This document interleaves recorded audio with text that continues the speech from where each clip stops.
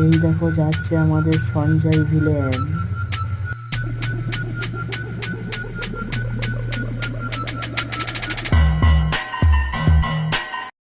তো ইমরান খান তো ভালোই, মানে ইমরান খানের মেয়ে তো ভালোই বড়লোকের মেয়ে।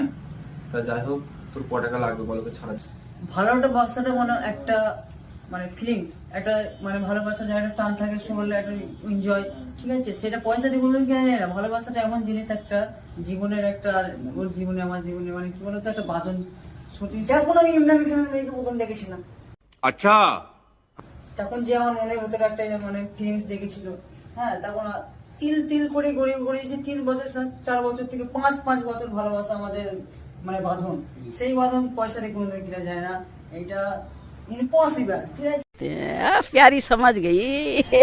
এখানে আমি আমার কোনো হাত নেই, আমি জীবন দিতেও কিন্তু ভালোবাসা মানুষকে ছাড়া যাবে না, এটা আমার মানে মন থেকে এটা ভালোবাসা, ঠিক আছে। তোমাদের পয়সা দিয়ে আমি কোনোদিন দেবো না, তুমি আমাকে লাখ লাখ টাকা ছড়িয়ে দেবে, তাও আমি ভালোবাসা আমার টান।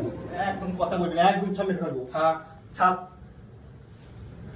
রতনের রতন চেনে আর তুই চিল্লি কচু।